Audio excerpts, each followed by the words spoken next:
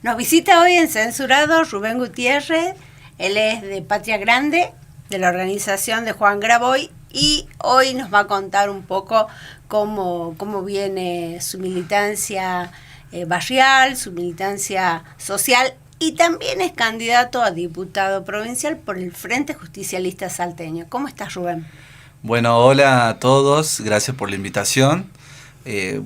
Yo soy dirigente social y también transitando ya las últimas materias de mi carrera de Ciencias de la Educación. Hoy en esta ocasión yo estoy candidato a diputado provincial. Creo que también es una gran oportunidad para que los dirigentes nos tomemos las iniciativas, justamente con este gobierno que practica sistemáticamente la crueldad, que está lacerando muchos lazos sociales y comunitarios de todos los barrios, no solamente de Salta, sino de toda Argentina, y que particularmente acá en Salta tiene responsables políticos, ¿no? Que son Gustavo Sáenz, y evidentemente de alguna manera se acomodó esa coyuntura. Por eso creo que ser candidato en Frente Justicialista Salteño, representar una agenda que quizás hoy no estaba representada en Salta, es justamente lo que intentamos hacer con esta candidatura, y creo que el Frente Justicialista Salteño es un proyecto que están haciendo y que están haciéndose como una oposición real al poder y a todo lo que se viene diciendo hasta ahora en campaña y en Salta, ¿no? Bien. ¿Cómo te va, Rubén? Hola, Luis, ¿cómo estás? Bien. Qué interesante concepto, ¿no? De eso, de algo que recién se está iniciando y que participás, porque no muchas veces se le da la oportunidad a un estudiante universitario o a estudiantes universitarios, como es tu caso, y como es también la lista, tus compañeros que integran la lista de Nacho Palaric. Sí. Entonces, también han logrado con los dirigentes sociales de Nacho y hacer una lista de concejales. Eso me parece interesante y es novedoso, ¿no? Porque no muchas veces se le da a los estudiantes universitarios un lugar en las listas. Sí, totalmente, y creo que hay mucha experiencia que viene de las construcciones sociales de los barrios populares, que por ahí no está reflejado en las candidaturas, ¿no? Esto mucho tiempo, desde la construcción de la CETEP, allá por el 2015, 2014, hasta el día de hoy, los dirigentes siempre nos habíamos abocado a la construcción territorial, a los merenderos, a los espacios sociocomunitarios, pero yo creo que hoy en este gobierno, creo que pasar a la ofensiva y tratar de representar realmente esa agenda que no estaba representada, es justamente el desafío que tenemos, ¿no? De poder construir política para esos sectores que siempre son los más postergados, ¿no? Los que siempre al último lo van a buscar, o que tratan de comprarlos, su voluntad, o quebrar su voluntad a través de la necesidad, ¿no? Darle plata o comida, y que muchas veces no transforma de fondo las problemáticas sociales, ¿no? Nosotros acá en Salta tenemos alrededor de 300 barrios populares, y que alrededor debe haber 3.000 familias que viven en barrios populares. Y si imaginas que una familia en un barrio popular tiene alrededor de 5 o 6 personas, casi estamos hablando de 50.000 personas que viven en barrios populares, solamente en Salta. Y quizás un poco más, ¿no? Y capaz que un poco más, sí, porque nosotros tenemos relevados los barrios. Eso te quería preguntar. Sí.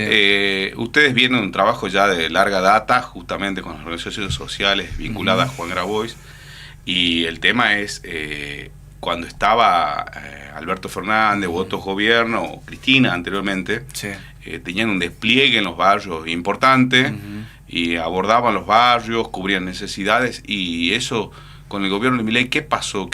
¿Cómo golpeó eso? Hoy fue un día para nosotros muy triste, porque el gobierno anunció la quita del FISU, que es el fondo con donde se financia las políticas RENAVAP, que es el Reglamento Nacional de Barrios Populares, pero también la integración urbana de los barrios populares. ¿Qué significa eso para nosotros? Ese conceptualmente era relevar el barrio, pero también se hacían pequeñas obras de mejora de los barrios, ¿no? ¿Querés que te cuente un poco la línea de tiempo así bien breve para que la gente contá, porque la gente por ahí no lo conoce sí. y le interesa saber qué pasó, porque es donde más golpe de Milei, ¿no? Sí, sin ninguna duda. Y fíjate que hay gente que desconoce tanto lo que sirvió el fondo para financiar la integración urbana, que fue de hecho premiada a nivel internacional, pues fue la mejor política de Alberto Fernández en un gobierno que quizás nos faltó mucho. Pero mira, imagínate, el 2015 se crea lo que es la ley de barrios populares. Sí. Con la ley de barrios populares nosotros tratamos de llegar a un nivel de consenso con sectores que quizás no compartían mucho ideológicamente, pero que sí era un consenso social, ¿no? En este caso con Cáritas, con Techo, que también trabajan en los barrios, una parte de la iglesia, y se construyó un proyecto de ley. En ese proyecto de ley, a través de lo que le empuje de la CETEP, de la Confederación de Trabajadores de la Economía Popular, logramos que ese debate se lleve a la Cámara de Diputados y a la Cámara de Senadores.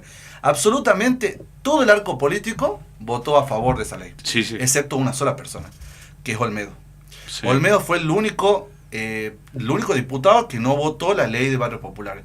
¿Qué significaba eso en principio? La política era un relevamiento, hacer el encuadre de los barrios populares y relevar cuántas familias viven ahí y darle un certificado de viviendas populares. Ese certificado de viviendas populares evitaba los desalojos, por ejemplo. Sí. Entonces, es a partir de esa construcción, cuando llega el gobierno de Alberto Fernández, se hace una ley. Es decir, iban a abordar los lugares más vulnerables de una ciudad. Por ejemplo, Salta, los barrios más humildes, más humildes. Y con condiciones de servicio precario o sin servicio muchas veces. Sin servicio, sin agua, sin luz, sin cloacas. Y así todo ese reglamento, todo ese trabajo que tenía que ver con relevar a las personas, entregar el certificado. Después, cuando llega el gobierno de Alberto Fernández, financian a través de lo que fue el impuesto a las grandes fortunas, sí, que nos dio la posibilidad de hacer políticas en los barrios populares de integración urbana. Esa política de integración urbana... ¿En qué consistía puntualmente, así, casos puntuales? Había dos tipos de proyectos, ¿no? O proyectos que se hacían con los municipios y con las provincias, que bueno, eso tenía que ver con obras muy grandes. Por ejemplo, en Juan Manuel de Rosas, en 2022 se crea esos muros para que el agua no se desborde. Claro, las defensas. La defensa del río. Se crea eso, por ejemplo, y eso se hizo con el fondo de integración urbana. Sí. Y después, así como esas obras, muchísimas obras más en sanidad. De infraestructura de barrio. Sí. Se hicieron cloaca, cordón cuneta. Cloaca, cordón cuneta. Y núcleos húmedos, baños. También. Y después también teníamos otros que eran proyectos inmediatos, que se hacían a través de cooperativas. Las cooperativas hacían espacios comunitarios, por ejemplo en plazas, hacían en canchas. Claro. Era darle un marco urbano y de infraestructura, de servicio y de un poco más de dignidad a la gente. Dignidad, ¿no? Exclusivamente eso. Yo creo que los barrios que estaban sin esas condiciones, que no tenían una plaza, que no tenían una cancha. Por ejemplo, el 20 de junio se hizo toda la cancha. Y cuando estaba, es un caso muy paradigmático 20 de junio, porque nosotros hicimos toda la instalación de luces, de banquitos, todo, hicimos toda la plaza, pero se detuvo la obra cuando llega el gobierno de Milei. Ah, bien. Y eso justamente te quería preguntar, no sé si coincidí, ¿qué pasó a partir de la llegada de Milei? Ahí... Cuando llega Milei, básicamente lo principal es que empieza a recortar con la motosierra, el concepto que ellos utilizan para desguazar el Estado, y en principio a nosotros nos frenan las obras. Sí, o sea, abandonan muchas obras que estaban a medio hacer. Sí, abandonaron toda la obra pública y abandonaron todos los proyectos de obra en integración urbana. Abandonaron todo. Sí. Imagínate que nosotros teníamos... Con lo cual te dificulta un montón de cosas, porque vos tenés un plazo para concluir la obra. Totalmente. Y vos como cooperativa, o ustedes con cooperativas, no pueden dejar abandonadas las obras. No. Porque después eso puede traer reclamo. De hecho, la continuidad de la obra de 20 de junio, eso es muy paradigmático. La continuidad de la obra de 20 de junio supuestamente iba a quedar en manos del municipio. Sí. Nunca lo hizo. Sí. Nunca lo hizo. ¿Eso en qué año fue? Eso fue ahora en 2023. En 2023 se frena. Se frena después de las elecciones, se frena. Lo primero que se mira es frenarlo. Y no lo retoman la provincia. No lo retomó provincia. Claro. Es más, Emiliano Durán fue a hacer una instalación de focos a la plaza que nosotros habíamos construido, sí, adjudicándose la obra total. Claro. Cuando sabemos que haber pasado, porque eso habíamos cerrado ya el último tramo del gobierno de Alberto Fernández, que la continuidad le va a hacer el municipio, nunca lo hizo. Claro. Y eso también habla No hubo un poco... un traspaso de obras, de estas pequeñas obras o medianas obras de los barrios al intendente o al gobernador. Nadie se hizo cargo de esas obras. Nadie se hizo cargo y lo frenaron totalmente. Rubén, contame un poco contanos a todos un poco cómo funcionaba, ¿no? El sistema, este sistema, porque viste que siempre está eso de que las organizaciones sociales juntan vagos que viven del Estado y que viven de planes, ¿no? Bueno, contanos un poco cómo se organizaban, ¿no? En los barrios, cómo se organizaban estas cooperativas o las distintas organizaciones sociales, porque se nucleaba en la UTEP. Sí, en la UTEP. Todas las organizaciones que participaban de la UTEP. ¿Y qué es de la UTEP hoy en día? Es un tema muy complejo eso, ¿no? Sí. Porque está atravesado mucha tensión ahí en el medio, pero nosotros creo que más allá de esto que se dice del sentido común, que la gente no quiere trabajar, que un montón de barbaridades. Los vagos planeros. Sí, totalmente. Nosotros creamos un marco normativo con un seguimiento satelital de todas estas políticas que fuimos construyendo. Nosotros, por ejemplo, hay una política que hicimos que es Mi Pieza. Le daba un financiamiento, un subsidio a la gente de barrios populares para que ellos puedan construir su vivienda o hacer algún mejoramiento en la vivienda. Sí. Ellos tenían que hacer un presupuesto, era un sorteo que se hacía, o sea, acá en Salta 3.000 mujeres fueron sorteadas de Mi Pieza. De esas 3.000 mujeres, en el sorteo ellos le daban el subsidio y después tenían que hacer una foto del lugar donde tenían que querían construir. Puede haber sido levantar una pared, construir una pieza para los hijos. Sí. O hacer una galería o una... O un baño inclusive. Claro, un buen baño, claro. Y después eso cuando la obra se hacía un seguimiento con relevadores, los relevadores iban. Primero no tenían que tener titularización de otra vivienda, tenían que ser exclusivamente barrios populares. Y a través de ese mecanismo fue totalmente transparente. Por eso cuando Milei dice que Juan Graboy se robó y fue a la justicia y robó, porque lo único que saben hablar es eso. Después cuando van a la justicia no encuentran nada, digamos. Claro. Entonces... Todo tiene un marco legal y se hizo sí. Dentro de lo... Inclusive hasta el propio funcionario de Milei dijeron que todo era transparente. Claro, dentro de lo que corresponde, digamos. Si vos haces un abordaje territorial y le da el marco legal y legítimo y está, ¿me entendés? Sí, no puede haber objeciones sobre respecto a eso. Totalmente, y lo más triste de todo esto que está pasando en el país, que ese tipo de leyes, ese tipo de proyectos se construyeron con mucho consenso. Claro. Y hoy en día la sociedad está tan fracturada que ni ese mínimo de consenso podemos construir. Claro. Bueno, y ustedes ahora, después de este paso este despiadado de Milei con respecto a las políticas sociales, a la gente más humilde, ¿cuál es la situación actual de la organización de Patria Grande? Y bueno, ¿cómo están trabajando? ¿Cómo están dándose vuelta? Porque me imagino que la idea es resistir hasta que llegue otro gobierno. Sí, es una situación recontra difícil, yo creo que para todos, ¿no? Las condiciones de mejoramiento de la economía y de la destrucción de la vida en general hace que hasta inclusive los militantes que somos, capaz que no de las clases más humildes de todo el país, pero que tenemos un poquito más, hoy tampoco es difícil militar inclusive, dedicarle tiempo a la militancia. Yo creo que muchos jóvenes están optando, no sé, de un montón de mis compañeros están buscando un trabajo porque evidentemente son jóvenes que están en la universidad que todavía no terminaron la carrera, tienen que salir a laburar y están laburando y estudiando. Claro. Así como o sea que la hora normal, por ejemplo, de estudio, todo se extiende las horas de trabajo, más la hora de esto, y te queda poco resto para pensar lo que está pasando y para actuar, ¿no? Para ir a los barrios. ¿Quién antes de ustedes, tus compañeros, me imagino, disponían de más horas para ir a los barrios? Hoy cada uno, como todo, ¿no? Sí. Toda la clase media está buscando qué más hago para poder sostener el nivel de vida o las condiciones de vida que tenía antes. Sí, pero bueno, eso tiene un límite. En algún momento la gente se cansa porque es la explotación de uno mismo y se cansa y reacciona, ¿no? Eso estábamos esperando todo, que que los argentinos digan basta. Yo creo que igual la gente poco a poco se va dando cuenta, ¿no? Es real, o sea, no es un chamullo que la gente está pasándola peor. Sobre todo en esos lugares donde lo votaron a mí. Yo estaba viendo al gato silvestre. Yo inclusive también me interpela a mí personalmente. Yo también soy trabajador de Uber. O sea, yo soy Uber Moto de los lugares, en los tiempos que pueda hacerme lugar, soy Uber Moto, y también soy militante social y también soy estudiante. Claro. O sea, me organizo para llegar a todo el día y también soy candidato a diputado. Hago un poco de todo, soy multitasking. Bueno, un poco el hombro orquesta. Sí, trato de hacer todo. Y además trabaja en redes sociales. Y trabajo mucho en redes sociales. En comunicación. Sí, también estudio comunicación, no voy a terminar esa carrera, pero lo hice ya casi como...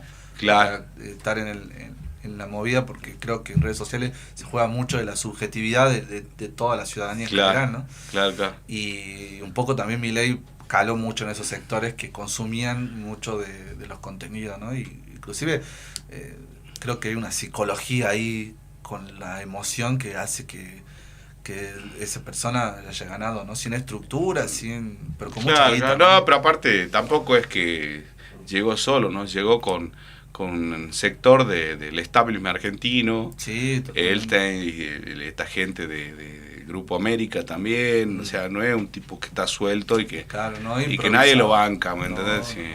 No cualquiera tiene las horas de televisión o de radio a nivel de cadena de medios de comunicación como lo tuvo Milei, o sea, para mí no es un producto del azar, porque muchas veces se lo muestra así. Sí, y además creo que en esta coyuntura en donde él está gobernando, está gestionando, está mejorando la vida de las mayorías, y la aparición del Papa Francisco como una figura tan fundamental y necesaria para los jóvenes, para que actuemos, ¿viste? O que se hagan lío.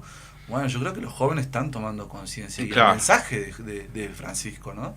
Sí. Que es un poco el mensaje que también nosotros vemos. O sea, Juan Grabois y Francisco tienen una larga, siempre lo han vinculado a ellos, ellos dos. Pero ellos se fueron encontrando por el trabajo sociocomunitario que hacía Juan, digamos, que hacía la construcción territorial con los cartoneros en Ciudad de Buenos Aires, digamos. Sí. Entonces él hacía misas para la gente en los barrios y ahí se encontraron. Entonces yo creo que esa experiencia él cuando es papa, la lleva, y bueno, y hoy en día es un mensaje para muchos argentinos, ¿no? Que quizás inclusive hasta muchos ateos, ¿no? En mi caso yo soy muy religioso y mi mamá también. Mi mamá es parte de la religión de María, son señoras que se organizan, pues la iglesia también un sector se organiza y sale, ¿viste? Sí. Entonces ahí me parece que hay mucho para rebatir. Hay mucho para discutir con la juventud. Justo eso yo te quería preguntar, ¿qué te motivó a militar, no es cierto? ¿Qué te motivó a militar y en organizaciones sociales y entrar a los barrios? Porque yo me imagino que, bueno, un chico de clase media que se fue a estudiar a la universidad, pero ¿qué es lo que te sensibilizó a vos? Mirá, yo terminé el secundario y me puse a trabajar. Trabajé mucho tiempo en una escuela en la América Latina que está ahí en Villa Lavalle. Sí. Trabajé muchísimo ahí, 2-3 años, y recién entré a la universidad porque tuve un accidente en la moto. Entré a la universidad y todo a mí me parecía nuevo, inclusive me había olvidado hasta cómo hacer los apuntes y todo, ¿no? Era volver todo de nuevo. Y cuando pasé el tiempo conocí unos chicos, unos compañeros, que me invitaron a hacer una actividad en solidaridad, en el vertedero San Javier específicamente. Yo cuando vi eso, cuando vi que había gente revolviendo la basura, yo dije, esto no está bien, esto no sirve, esta sociedad no sirve. Allá por el 2017, 2015, después de que gana Macri fue, básicamente. Y vi eso y a mí me conmovió entero, digamos. Además porque ya antes había tenido una experiencia que era ser parte de la Acción Católica. Yo fui parte de la Acción Católica, sí, hacía trabajo social y demás, pero nunca había visto algo tan fuerte, digamos. Claro, pasaste por todos los lugares donde se forman los peronistas. Sí, totalmente. Mi mamá es recontra peronista. Claro, recontra peronista, católica, sí, después patria y familia. Claro, ¿no? Y sí. pasaste por la iglesia también, después viste la realidad y Y ahora le estoy se ha formado un peronista. Sí. Porque bueno, una cosa es saber que siempre hay clases postergadas, que hay mucha miseria, pero otra cosa es verla, ¿no? Y estar ahí. Sí. Y sentirla, y comprometerse después en una solución. No, y la satisfacción que da el día que, no sé qué, en un programa de Mi Pieza, unos nenes o una adolescente o una mamá con su bebé tenga su propia pieza, ¿no? Porque sabemos que viven hacinados. Baño, te toca la realidad de Salta que muchas veces no se muestra, ¿no? No lo muestran los medios de comunicación del gobierno, pero en realidad yo creo que en algún momento se pudo complementar lo que hacía el gobierno con lo que hacían las organizaciones sociales. Y más o menos la cosa empezó a encaminarse y ahora todo eso está todo paralizado y la gente viendo cómo resuelve sus problemas, ¿no? Así como dice Milei, cada uno que haga la suya y la ley de la selva. Bueno, a mí un poco me interpela lo que dice Elia, porque yo tuve mucho tiempo haciendo apoyo escolar en Juan Manuel de Rosas. Sí. Seguramente si doña Betty, que es la señora que nos recibió en su casa, nos ve, seguramente se va a acordar. Cuando llega en Mi Pieza, yo vi cómo ella pudo hacer una pieza exclusivamente para sus hijos. Sí. Hoy las chicas ya tienen 17 años, ya son chicas grandes. Sí. Yo cuando las conocí tenían 10 años, claro. 9 años. y cuando me cruzo en el colectivo todavía me siguen diciendo profe. He compartido tanto tiempo con ella, a mí me hizo, no sé, sentir un sentido de pertenencia. Me hizo sentir muy bien. Y yo creo que realizarse en una comunidad que se realiza es justamente eso, ¿no? Claro. Y el poder lograr que una persona que no tenía un acceso mínimo, y yo me acuerdo la cara de felicidad de los niños, sí. La cara de felicidad de las madres, de poder tener un espacio más para sus hijos, y eso es innegociable, digamos. Por eso también creo que a veces me pega la desilusión. Más el 2024 me costaba levantar y decir, claro, nosotros, el problema es que muchas veces uno vive en el centro, en el macrocentro, y uno no dimensiona el problema que vive la gente por no tener una habitación para sus hijos, ¿no? Sí. Entonces, que es gravísimo, digamos. Y ahora no es la habitación, pero a lo mejor es la comida. Ahora es la comida, porque quizás no han resuelto las nuevas familias que se han conformado, no han resuelto el tema de las habitaciones, pero ahora no tienen para comer, que está limitado eso. Yo te quería preguntar, ese es como un análisis de la situación y tu vivencia y por qué te incorporaste a la política. Ahora, Cristina Fernández Kirchner intervino en el Partido Justicialista el año pasado y a partir de ahí ¿viste algo? ¿La viste? Por lo menos, ¿no? Sí, la veo de hecho. Yo creo que también un poco la batalla que damos cotidianamente nosotros, justamente esta confusión, ¿no?, que hay dentro del peronismo de, bueno, si tenemos que ceder o tenemos que parecernos un poco menos a ellos, un poco más a ellos, y creo que hoy no sirve, hoy hay que combatir esa línea dentro del peronismo que muchas veces es flexible, amigable inclusive con algunas cosas, y justamente hoy en Salta estamos viendo eso, ¿no?, con un gobernador que muchas veces practica todo lo contrario que el peronismo. No, aparte que se quiere mimetizar con los libertarios, arma frente libertario, sí, totalmente. Arma internas en todos lados se quiere meter, digamos, un tipo que no respeta los partidos políticos, en la democracia interna de cada partido, en todos lados se metió el radicalismo, en todos lados quiere poner su marioneta, y me parece que la reacción de Cristina Fernández de Kirchner fue justamente pegarle un mazazo a Gustavo Orsay y sus lacayos, ¿no? Sus vasallos, que lo único que hacían era levantar la mano para Milei. Entonces dijo, basta, acá hay que enderezar lo que está torcido y bueno, yo creo que, no sé si compartí vos, pero la militancia por ahí se autoconvoca en relación a eso, ¿no? A la acción política, que creo que fue la acción para Salta, creo que fue la acción política más importante del año 2024, o no sé cómo lo ves. Yo también creo lo mismo y creo que están haciendo algo en Salta. Y vos, Rubén, ¿para qué querés llegar a la Cámara de Diputados? Contanos, estás acompañando a Verónica Caliba como diputada y a Guido Giacosa como senador. Bien. Bueno, yo quiero ser candidatos primero porque creo que hay una emergencia habitacional y que todo lo que se hizo a nivel nacional se puede replicar en Salta, que hay un problema de acceso a la vivienda que es muy fuerte. Casi 77.000 viviendas faltan en Salta, ¿no? Muchísimas. Y tampoco me queda esa bronquita que justo ahora en campaña empiezan a adjudicar algunas casas, que el gobernador hace un acto, pero la realidad, o que Xeni diga que quiere casa para los solteros, un cupo para los solteros. Sí, en la casa, en el gobierno de Urtubey, la cantidad de casas que se entregaban eran alrededor de 3.700, 3.500, llegó en algún año a 4.000. Sí. Entre cooperativas y lo que hacía el IPB. Sí. Pero ahora con la gestión de SAEN cayó muchísimo. Yo siempre veo las estadísticas, está entre 1.200, 1.400, 1.500. Y el año que más hizo fueron 1.700. Sí, no, y Urtubey también, ¿no? Planteaba esto. Que ya era poco lo que hacía Urtubey, pero con SAEN cayó. También planteaba él la vivienda para los solteros, ¿no? Por eso hizo los monos ambiente. Y bueno, vos salís un par de cuadras del centro y te das con una realidad en donde familias enteras, no una familia, sino varias familias viven bajo un mismo techo, hacinadas, ¿no?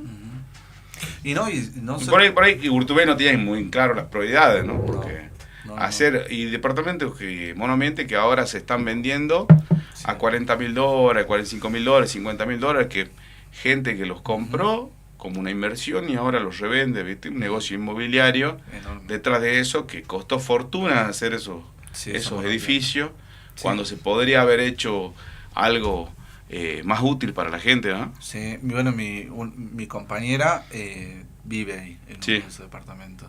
Nosotros decimos que ya la unidad básica, ¿viste? Pues está cerca de la onza, vamos, todo diciembre termina la materia, vamos por ahí. Claro, pero resulta incómodo hasta para una persona o dos personas. Sí, totalmente incómodo, no se puede vivir en el Y aparte cuando un joven o una joven tiene pareja y tiene un nene, ya se tiene que ir. Sí, es imposible vivir, sí. Porque es sumamente incómodo. Pero ahora no, ni eso ni lo otro, no hay ni para casa ni para soltero, porque para tener una casa en el IPT tengo un ingreso casi de $1.800.000. Claro, ¿Qué locura. Ingreso? Cuando acá en Salta tenés más del 60% de la gente trabajando en la informalidad, no hay plata. Claro. La gente no tiene. Ahora, estamos muy cerquitas de las elecciones. Ya hoy. Entonces, ¿qué lista? Queda un par de días, te encuentras regresiva y ¿cómo estás? ¿Cómo están trabajando? Yo creo que estamos con fuerza, dándolo todo, lo que, bueno, obviamente luchando contra el aparato, que eso, lo económico te aplasta. Sí. SAEN saca todo el dinero que logra filtrar, saca y pone el último día, y así la gente que vende su voto después sigue en las igual o peores condiciones que antes de la elección. Bueno, pero ¿a qué lista hay que votar? La lista 74, Frente Justicialista Salteño. Guida Giacosa, senador; Verónica Caliba, diputado; Nacho Palaric, concejal; y convencional constituyente Julio Molina. Bien, ahí estás. ¿Estás en esa lista? Sí. Bueno, nosotros te deseamos desde nuestro programa Censurado, primero, felicitarte por tu militancia; segundo, y desearte que te recibas pronto, que seas un nuevo profesional en el medio. Y porque te ganas en la universidad, no te lo quita nadie después. Y bueno, y que mucha suerte para el domingo y que sea una buena elección. Bueno, muchas gracias por venir. Gracias por la invitación.